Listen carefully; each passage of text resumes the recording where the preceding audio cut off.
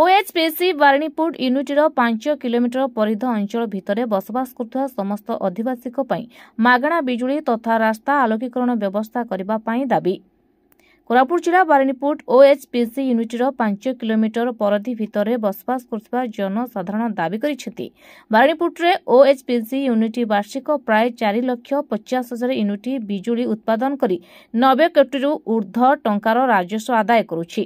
प्रकाश थाउकी unit स्थापना वर्ष 1988 मसीह आज पर्यंत हिसाब कले प्राय 36 वर्ष हेबो ए यूनिट 1,62,00,000 यूनिट उत्पादन करी बिक्री करी सारलानी एवं अंचलवासी आखि आगरे एही यूनिट एक लाभजनक संस्था हिसाब से कार्य करुछि।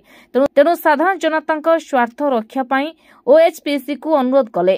ओएचपीसी बारणीपुर यूनिटर 5 किलोमीटर परिध भितर बसवास करुवा समस्त आदिवासी को मागणा बिजुली जोगाई देबा सह एही अंचलर समस्त रास्तार आलोकीकरण व्यवस्था करंतु, नचेत आगामी दिन में ओएचपीसी विरुद्ध में जन आंदोलन जागी उठिबो बोली साधारण जनता दाबी जणाइछन्ति। मो ना रंजित बाग, मो गोटे समाजसेवी। एक्चुअली आम एरिया रे जो करेन्ट बाहर ओएचपीसी रू बहुत पैसा बेनिफिट रे अछंती तांके, किंतु आमर जो लोकल बारणीपुर पंचायत अच्छी 5 किलोमीटर दायरा रे जो भी गाँव अच्छी आम दाबी करूँ जे जो इलेक्ट्रिक बिलटा आमको माफ करा जाओ बोली। तांको चीफ सहित आम मिसिया जाइथिलो, किंतु तांके नथिले आउ एचआर को आम दाबी पत्र देके आसचु फोन माध्यम आमको जनइबे, तापर आउ थे जाइए आम भेटू आम दाबी पत्र देके आसचु। पंचायत समस्ते 100-200 खंडे जन जाइथिलु। आगामी दिन जदि आमर दाबी पूरा न होबो ताले राजरास्ता ओल्लैबी बोली पंचायत सारा आम डिसाइड करूँ।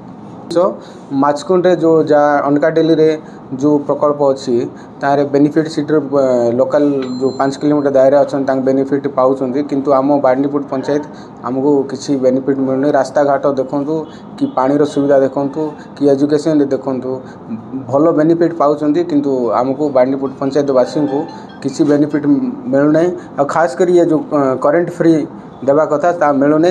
माचकुंड रे मिलूची, अनकाडेल रे मिलूची, किंतु आम जयपुर जो बारणीपुर पंचायत रे ओएचपीसी ऑफिसटा अच्छी जो प्रकल्पटा अच्छी तार बहुत पैसा बेनिफिट पाँच, किंतु आम बारणीपुर पंचायत को ता मिलूना।